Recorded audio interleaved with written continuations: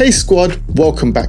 Now today we're continuing our mini-series exploring techniques designed to improve your mixes. Now for previous videos in the series, make sure you check the links in the description as well as the cards above. But for today's video, we're going to be focused on compression and how we can use compressors in a simple way to improve our mixes. And as I've said before, these techniques are universal. So although I'm demonstrating in Logic, you can apply these skills in any DAW you're using, as well as if you're using hardware equipment like a physical mixer or outboard gear. Now, remember, if I'm bringing you value, like the video, subscribe to the channel, leave me a comment, and if you think the content is worthwhile, why not drop me a super thanks? It's going to go a long way in supporting what I'm doing here on the channel.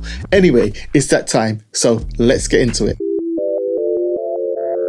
Okay, so from the outset, let me just clarify that this is not a video explaining how compressors work, okay? There are tons of videos on YouTube that go through each component and feature of a compressor, explaining exactly what it does. The purpose of this video, however, is to show you how you can use compressors very simply in your mixes to enhance your overall productions. And of course, I'm going to touch on the basics of how the compressor works, but this will not be an in-depth overview of a compressor. So whether you're using stock compressors that are native to your DAW or third-party plugins such as this Waves Audio CLA2A or this Native Instruments Solid Bus Compressor, or in fact Logic's native vintage VCA compressor, all of these plugins aim to emulate classic, well sought after hardware compressor devices used on records which have sold millions and millions of copies. Now, an audio compressor is probably one of the more technically challenging studio devices to get your head around. There are quite a few different knobs and features which control the device, and if you don't get it quite right, you can actually get it quite wrong. Meaning if you don't set your compressors up properly, you could end up ruining your mix. Now, one simple way of thinking of a compressor is like a glorified auto fader, which would be a bit like this Bass Rider plugin by Waves.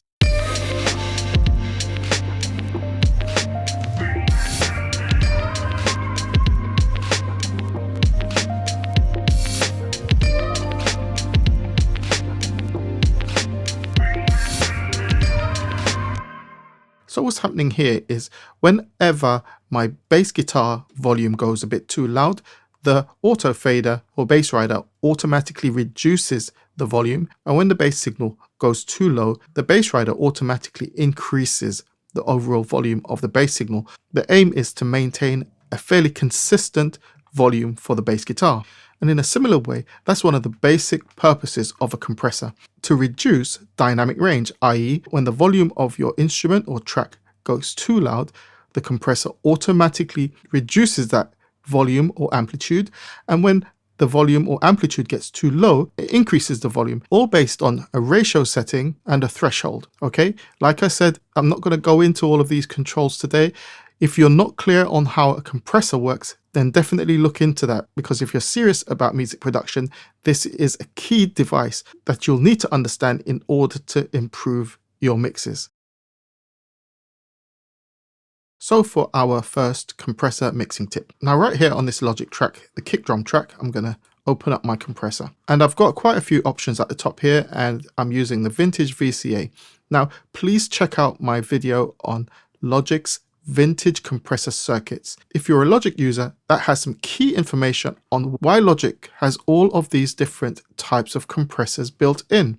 Now the reason is they are all excellent emulations of different types of classic compressors.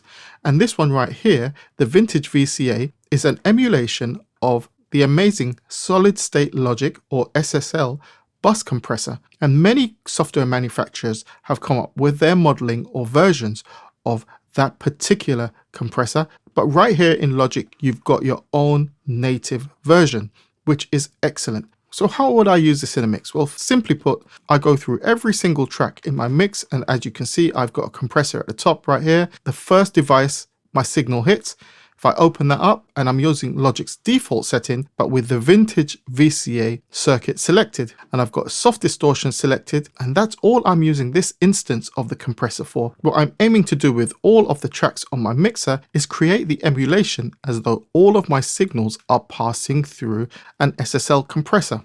Sometimes I might have two instances of a compressor on a channel, as you can see right here. So at the top, I've got the vintage VCA and the signals just passing through with soft distortion. And then further down, I've got another instance of a compressor, and this is the vintage opto circuit, where I'm now using the compressor to shape the dynamics of this particular signal.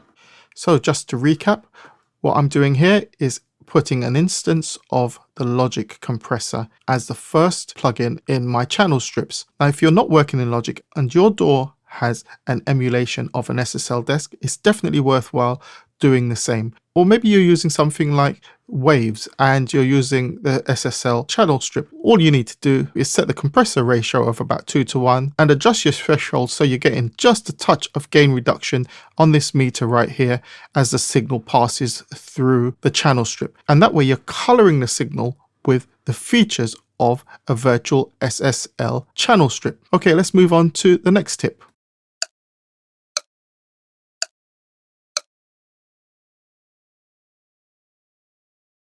Okay, so another way of using a compressor to add interest and enhancement to your mixes is by using it on a bus. So right here, I've got my drum bus and all of my drums are going through to here.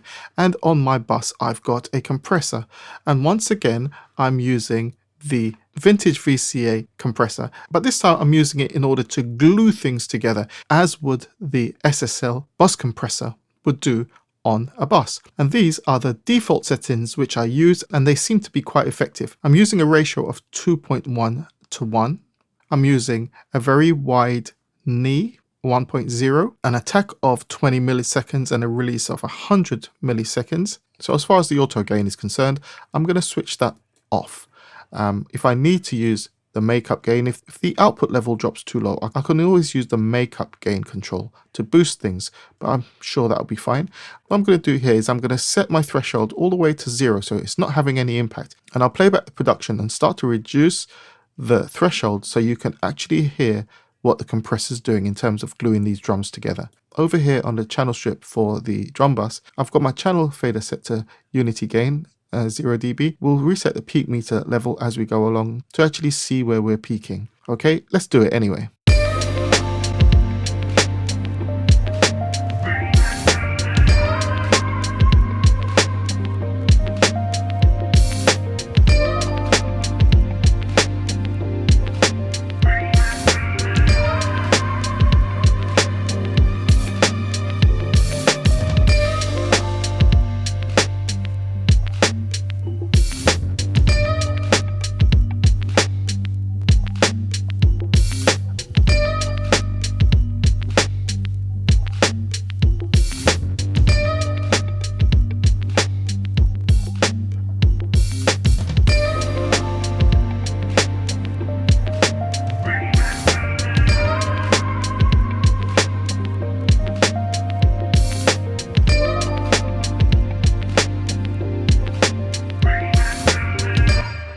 Okay, so we're achieving around about 5 decibels of gain reduction, and you can hear as I reduce the threshold how much the drums started to glue together as a tight unit. You can also use this on the master bus. So let's go over to the master right here.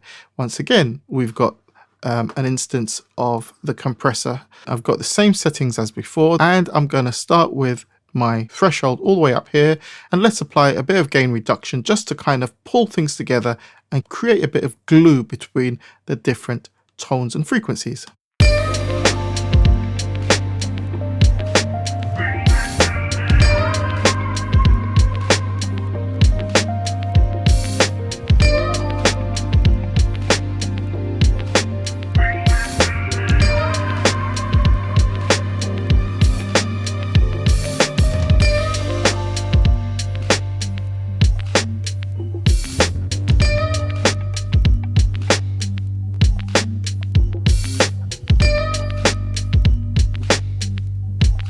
Very simple, but very effective. And by using these very subtle settings on the compressor, you're going to get a nice change in the overall dynamic range without hearing the signal pumping too much.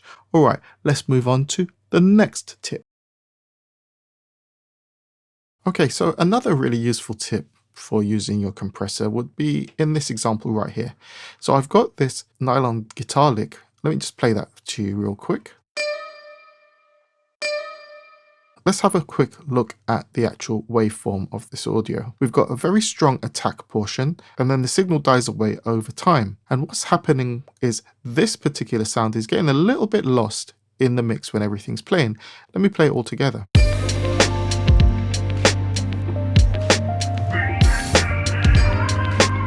So we're hearing the attack portion of the sound, but there are actually 3 notes being played, and we're only really hearing the first note.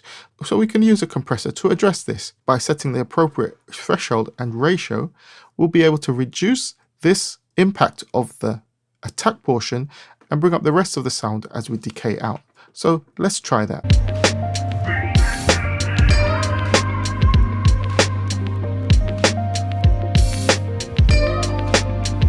So now we have a more even sound. We get the attack portion, but we're hearing the rest of the note as well. And we can blend the overall sound into the mix using the channel fader.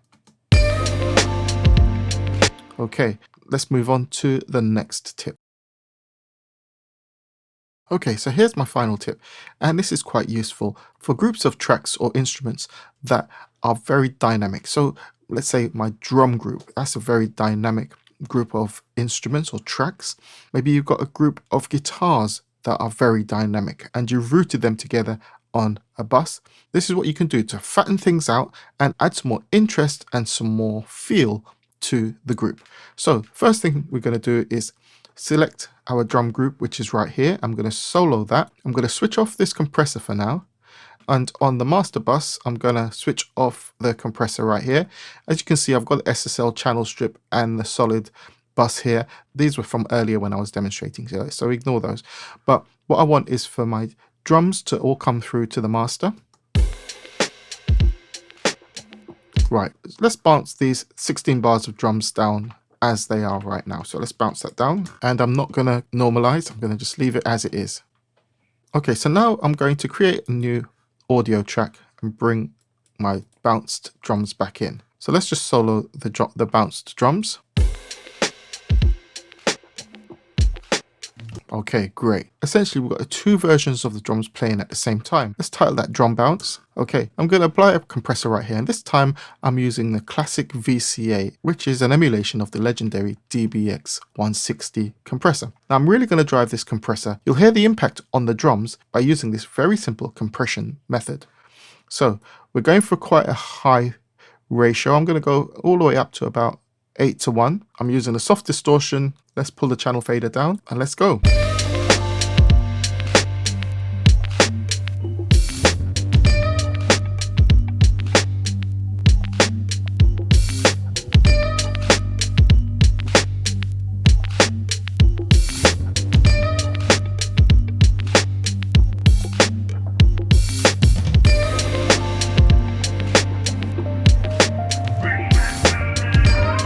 Can you hear the contrast on the AB, how much fuller the drums sound when this is switched in? And the drums are a lot cleaner when you take this out, but it's actually adding more interest and more weight to the drums. Of course, this is very quick and dirty, and I'm having to keep an eye on the overall master channel peak levels. But if you take your time and experiment with this, you'll find the results to be really, really interesting. Anyway, that's it for now. Hope I brought you value. If I have, like the video, drop me a comment and drop me a super thanks if you think it was worthwhile. And I'll see you in the next one.